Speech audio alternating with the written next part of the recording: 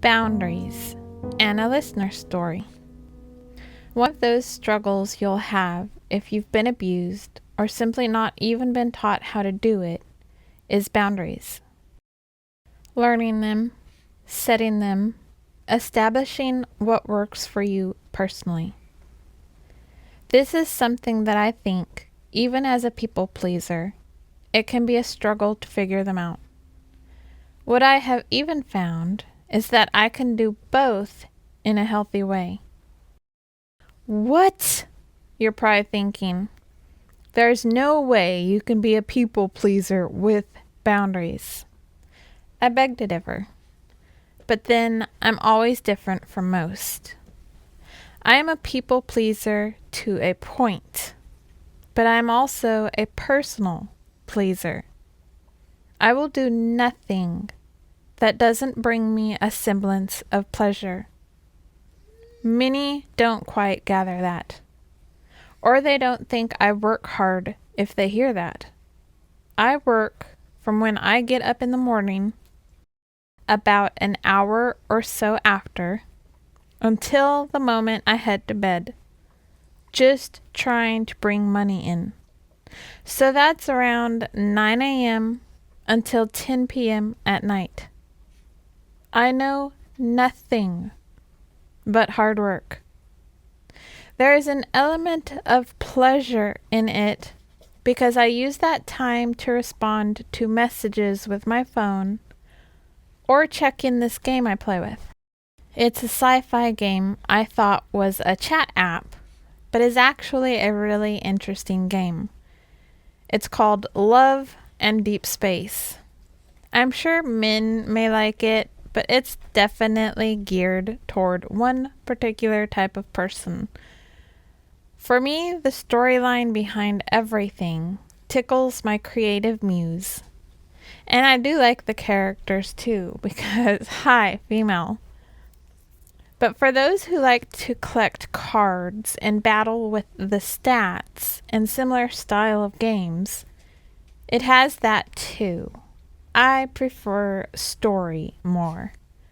I'm tiring of those battle aspects because, again, if it goes into if you pay, you get the win. If you're a free player, there's a limit to those extras you can have unless you want to spend constant time on the game. Anywho, one of the things that I've truly been learning the past some years is boundaries. Not just establishing what I need around them and making them, but ensuring people I deal with know them and enforcing them. Enforcing doesn't necessarily mean that the instant someone crosses them, you throw a tissy or dump them from your life. No. It means that you first have to come up with guidelines on how someone can best treat you, what you need, and what you will not tolerate. I have long since told people there are 3 things in a relationship that are no-goes for me. Those are if you lie to me, cheat on me, or abuse me. 3 hard, solid lines I will not tolerate. And there are many ways to break that. We'll take the cheating aspect. I don't want to take a number in a relationship. If you're not building with me, we're not building a relationship together. If you're spending more time with everyone else, opening up to everyone else, and leaning on everyone else, that for me is a form of cheating on your partner.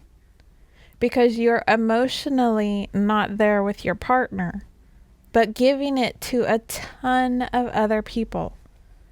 Loyalty is such a big thing for me. Far too many read into that and assume that it means someone cannot have friends or that the only person you should ever lean on is your partner. I don't know about you, but if I'm having a female issue and I were to try to lean on a male partner, he's not going to be able to give me that emotional aspect, period.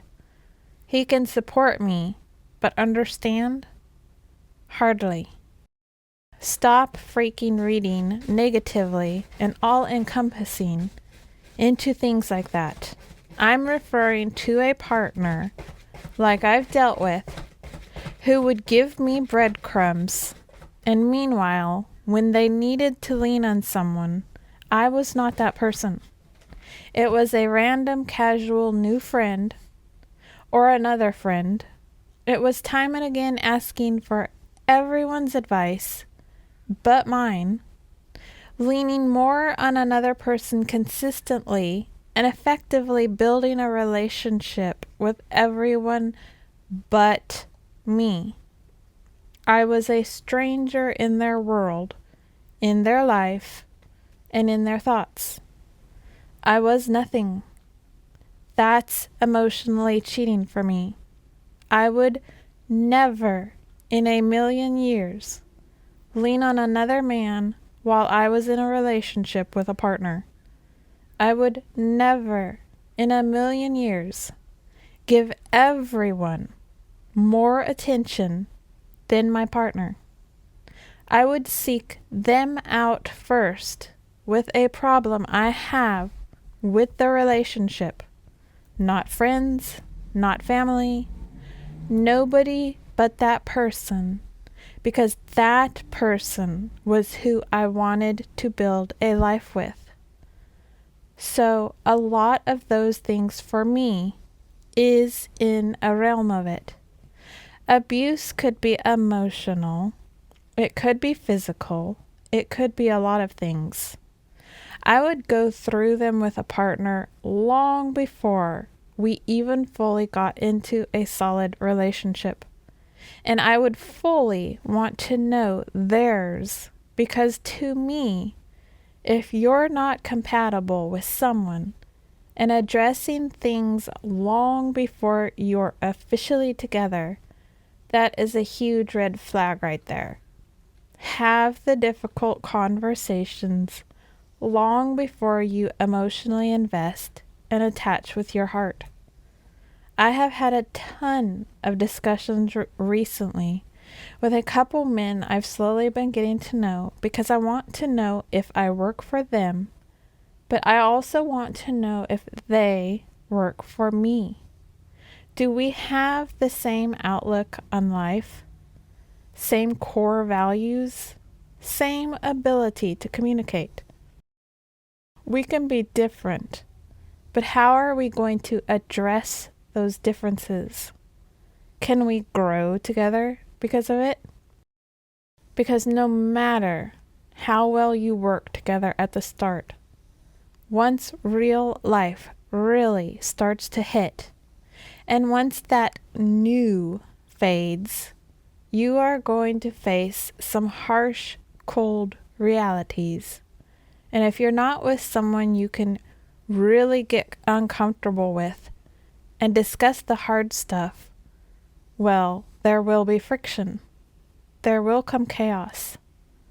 Conflict isn't bad in a relationship. General term, not necessarily romantic here. It's how you handle the conflict. I've also said that a million times. I will not fight. Period. I will not engage that behavior. I will not have that around me. If you're the type to yell and scream and lose your stuff, stay away from me, or you'll be doing it on your own. Same with figuring out what we will and won't tolerate with friends or anyone who is around us. I have said I want people who can see me, hear me, respect and value me. But what does that look like? It's one thing for us to make a boundary in our world and remind people of those a few times in case they forget. We all forget things. But what does it look like for each of us? As I said above, I won't tolerate lying. How does it look for us, though? Because for me, it could be different than you. Like when I say I need consistency of communication in a relationship, how does that look? For me, if we're to be building something, I do not want someone around me who happily can go a long time without speaking to me. It might not work for others, and that's totally fine with me. For me, I need that. Again, though, how does that look? How does it look if you say you will not tolerate disrespect? Can you tolerate slight? Or does it have to be intense? Can you give a grace period for someone messing up with actions to prove that they are truly sorry and want to learn to do better, as well as understand you more? Or is that an absolute no for you? None of us will have the exact same boundaries, and that is okay. Also, how it looks and presents will also be different for all of us. What's important to understand is that it is okay. However you need to protect yourself is okay. Ensuring people know what those boundaries are is also okay. It doesn't mean don't tell someone and then lose your absolute you-know-what on them for crossing it. If they don't know what it is or have forgotten, they're probably going to mess up a lot. More so in the beginning. I give a lot of grace for forgetting stuff because I forget a lot of stuff. Or in the beginning of learning each other because we will mess up. Both sides will mess up. I'm going to repeat myself a few times before noticing that if they're not adhering to a boundary, listening, paying attention, that's a good indicator of how they will be later on. Again, as Maya Angelou states, and I quote horribly, when they show you who they are, believe them. Don't give so many free passes that you no longer are upholding the boundary either. At that point, look at it as a whole. Who have they been as a whole? Have they been listening to you in general? Respecting you? Adhering to the boundary and not pushing against it again and again?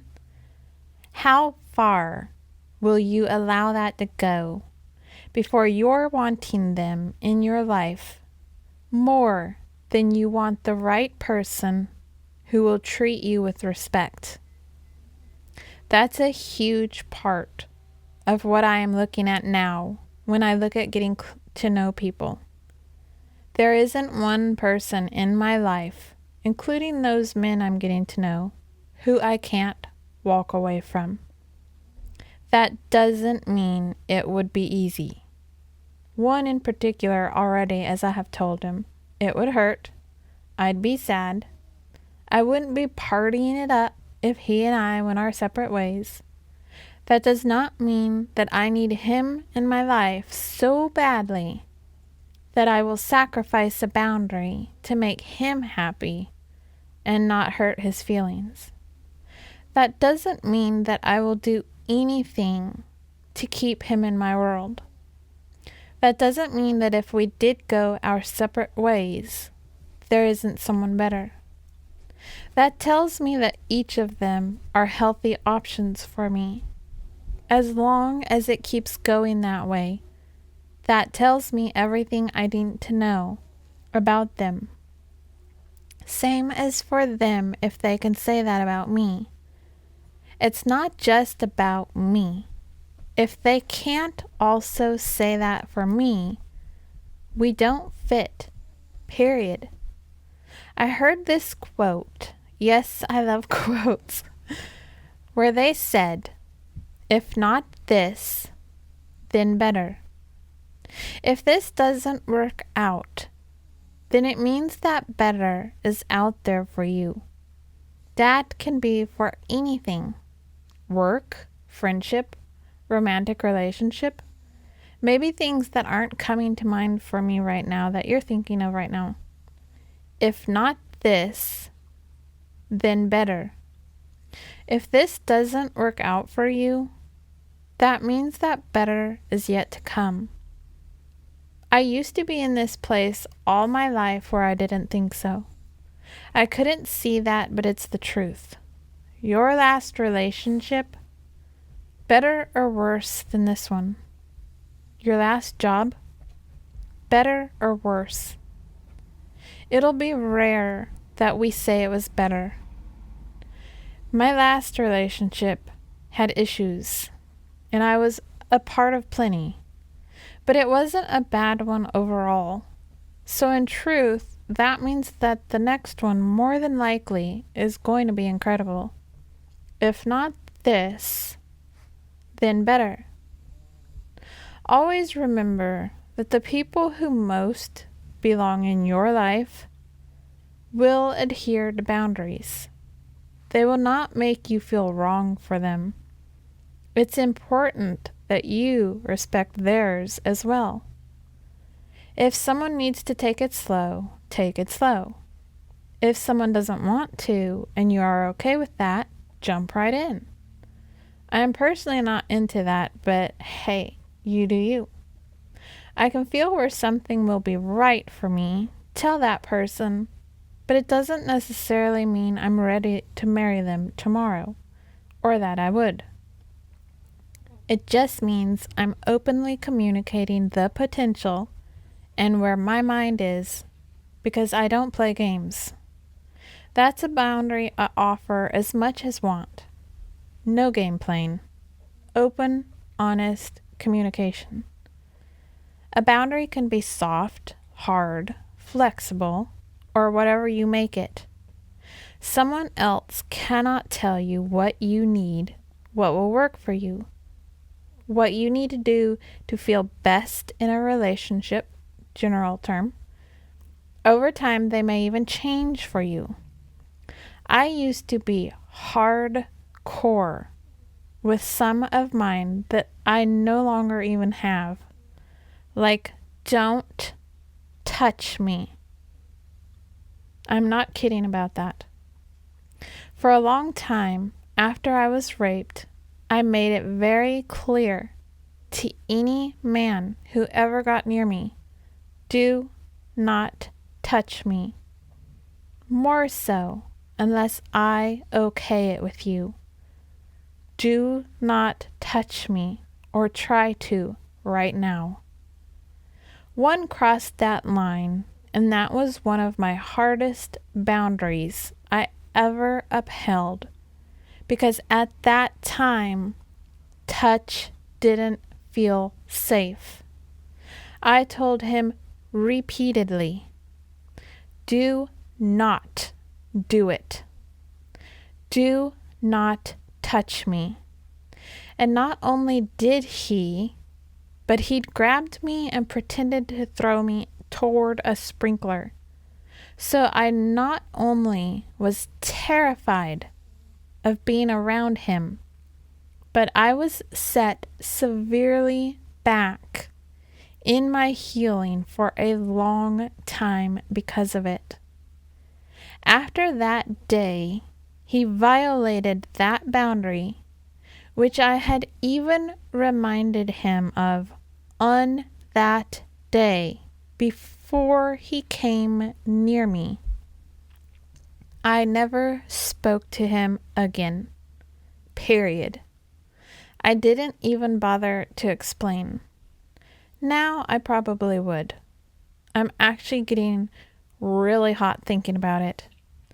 I had established a very hardcore line in the sand boundary.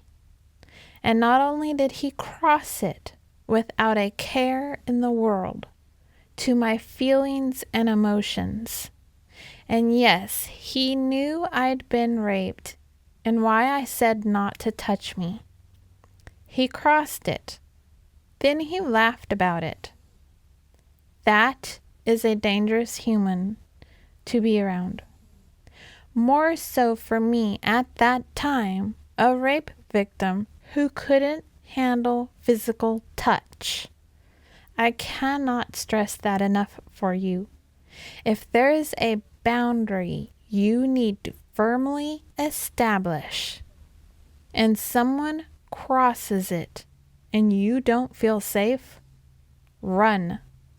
You owe nobody anything to protecting your own sanity and peace of mind, as well as body. That's something I have paid close attention to with any man I talk with or get close to. More so if there is a potential for a romantic relationship. How well he listens to me and adheres to what I need, but how does he make me feel? I won't go into the topics I discuss, but I've had some interesting topics discussed as of late, and the one who makes me feel safe and comfortable discussing them is a person you know will respect your boundaries and respect your own personal needs as much as their own. It takes a healthy person to not just listen to your own, but not be afraid to tell you theirs. What do they need? What are their boundaries? Do they even know what they will and won't tolerate? Find out what their boundaries are too. If you want to, be in a healthy relationship, it's important. The conversations will not be all sunny and lovely. They will be uncomfortable. They will be annoying even. They will not feel good. On either side potentially. More so if one or the other has to say, hey, this didn't make me feel good. Hey, I don't really enjoy blank. And yes, I'm fully aware this is coming from the person who has even said this is a struggle for me. I've really been learning, even these past couple months, to be a lot more open about those things, even when they are really hard for me. I randomly even decided to tell someone I'd had a huge crush on him when I first met him for the longest time. Not sure why I did. It just kept pushing at me. So I was going, screw it, I'll do it. And no, the feelings are not returned. I didn't want that. I just wanted to tell him because I wanted him to know. That's never why I tell someone my feelings or thoughts. I'm not going, give me something in return. It's just always, this is how I feel. I wanted you to know. More so, if I'm starting to feel insecure and I know it's going to go into nutty zone in my mind if I'm not open with them about it. That one I have learned. To just be open with some stuff so someone knows what's going on in your head. Not for them to do anything about it. Gosh, no. Just, hey, I'm feeling this way, and I wanted you to know. Hey, I'm thinking about this, and thought you should know. In my most recent case, it was more I am starting to have a lot of insecurities come up because I feel myself growing attached to you, and I just wanted to be clear. Because what then comes of that? If I do lose myself for a moment, and I then say I apologize, that was coming from a bad space with the insecurities, this person can go, yes, I understand. You did explain this was going on, so that makes sense. At least, that's how I would handle it if it was in the reverse. So I'd like that to be how it's received. We don't always know how someone will react. Most things we do have to deal with on our own, but it's so important not to just check in with self, but to check in with that other side when you want to build a deep connection. It's why my best friend and I are so close, and we have such a different relationship. We have had those really hard discussions. I have said this is how I feel, and I'm unhappy with this behavior you did for whatever reason. And she will do the same with me. We discuss where each is coming from. We discuss how we received that. We discuss where our minds were in the interpretation of it and our experiences that led to it. We do the uncomfortable stuff because we want that deeper bond. Because of it, we have it. We are wide open, but we also know where certain boundaries lie. For me, I can't stand jokes thrown at me if I don't know they are jokes first. At least set me up or I'll be serious, take it serious, and feel extreme shame inadvertently from it. For her, she needs me to check in with her within a certain time period, or it makes her worry a lot. I have said it on here. She will send a proof of life text when it's starting to be uncomfortable with her how distant I am. Not because I'm doing it on purpose. When I get into that dark space, it's like I keep myself just out of reach and I don't like it. I don't know how to stop it. I need that person to do what she does. It usually comes after a few days of silence. Neither of us like more than a week of no communication. Both of us need at least once during the week a check-in. We've been friends for over 10 years, so this is something we naturally do. Go a little longer sometimes without talking. After a few days of no comunicado, she will send a text like that, depending also on her own internal system. And I know it's important to her that I check in. So no matter my mental space, I will drag myself out of the pit enough to check in, even if I'm not okay. Even if I'm still going to have to say I'm not okay and I'm not happy. We've learned to trust each other, so I'm not going to have freaking services called on me if I say that. So I feel safe being wide open even about that with her.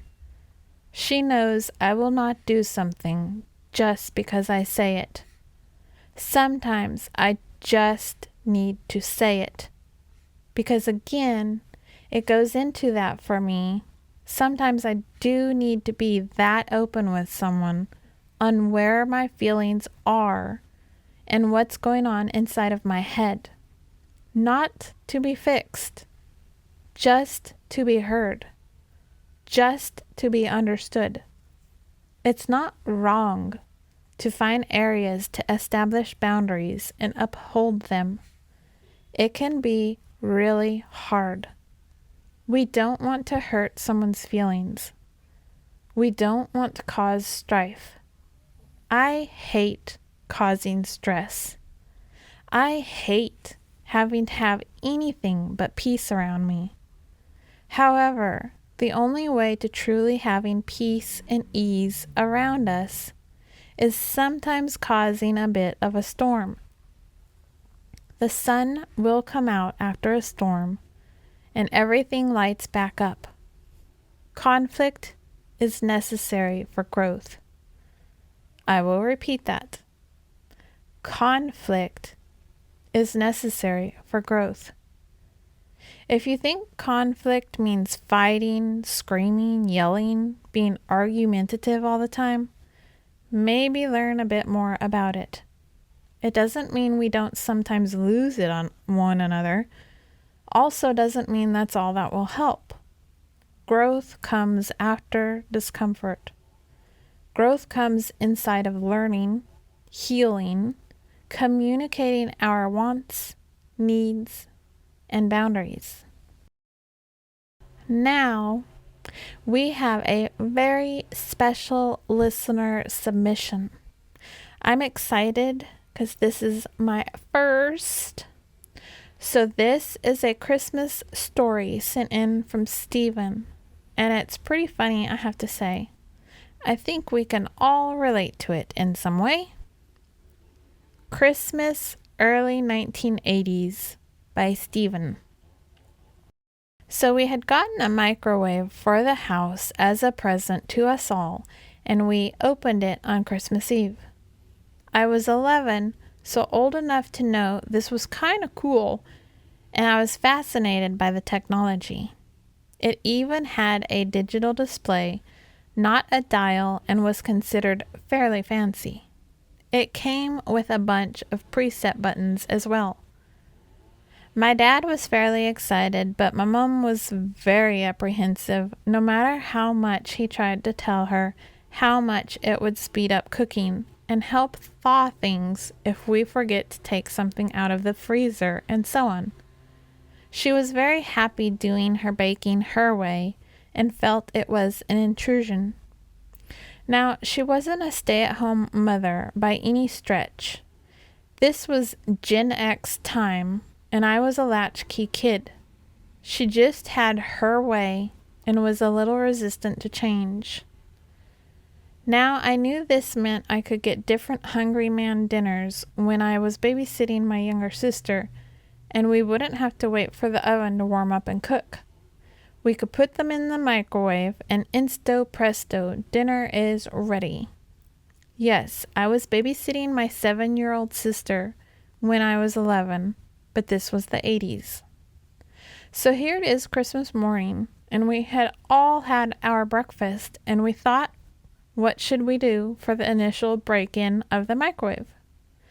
My mom had just taken the innards out of the turkey and was putting the stuffing in, and she put the innards in a dish to be put in the oven so we could cook them for our dog and 3 cats. My dad suggested warming up his coffee in the microwave instead of pouring it out and boiling the kettle again, so we did, and a few seconds later, with a burnt tongue, he exclaimed his happiness with the ease at heating it up. Even my mom looked slightly impressed. I nudged my sister and whispered, "Getchen, our dog, sure looks hungry. Maybe we can do the innards in there. What do you think?" Her eyes went wide and she nodded, and I repeated to my parents, and they both agreed it would be a better test. So we got one of the special bowls and lid that came with the microwave, and we put the turkey guts in and put it in the microwave and looked in the book for how long.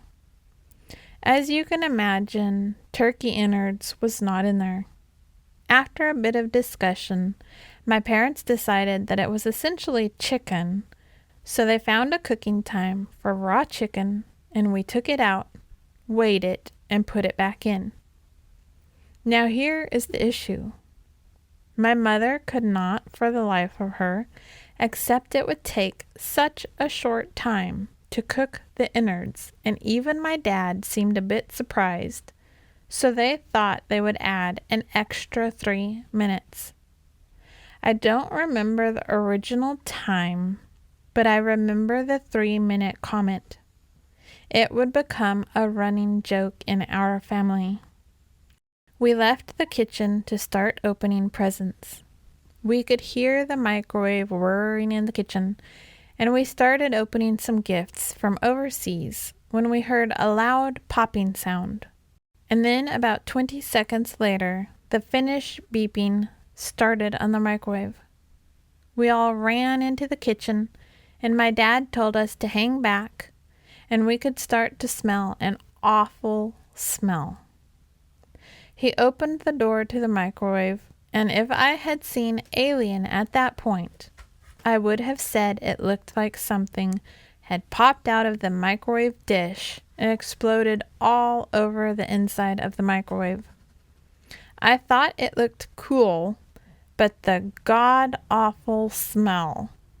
Burnt, exploded turkey guts. I can't describe the smell, and of course the whole house at this point had varying degrees of that smell emanating through it. The dog and all 3 cats were at the back door wanting to be let out as well. They couldn't handle the smell either. Needless to say, we opened the windows and went out for Christmas dinner that year.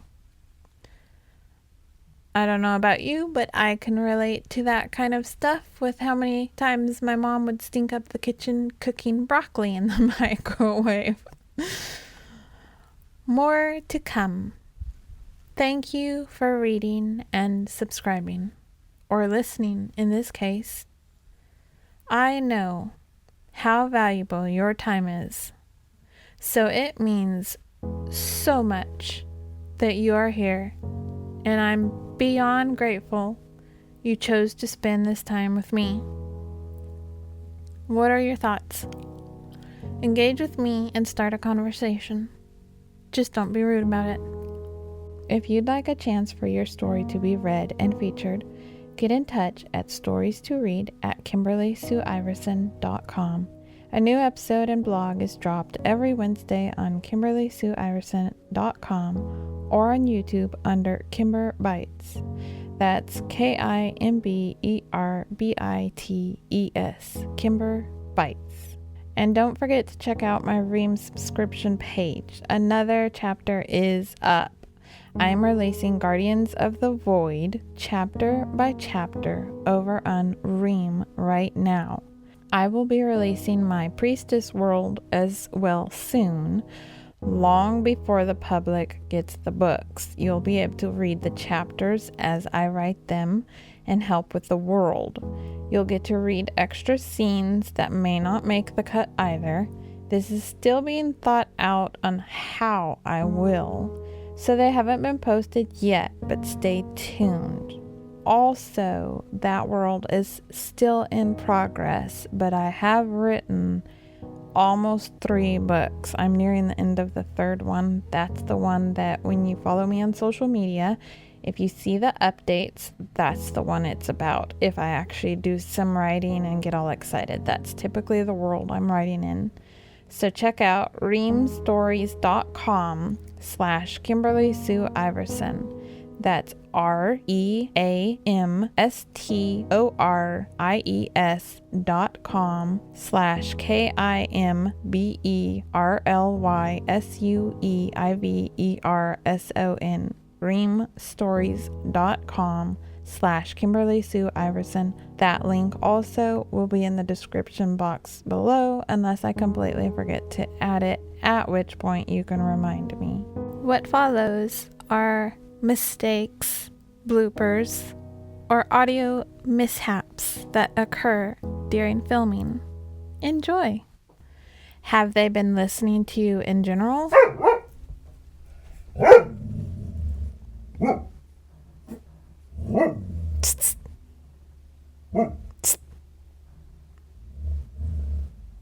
Have they been listening to you in general? Mila? Stop. Thank you. Thank you. Who have they been as a whole? Have they been listening to you in general? Respecting you? Adhering to the boundary and not pushing against it? Why are you obsessed with my fingers right now, you weirdo? Jesus. Freaking Doberman. Gave me the giggles doing that. Have they been listening to you in general? Respecting you? Still got the giggles from it.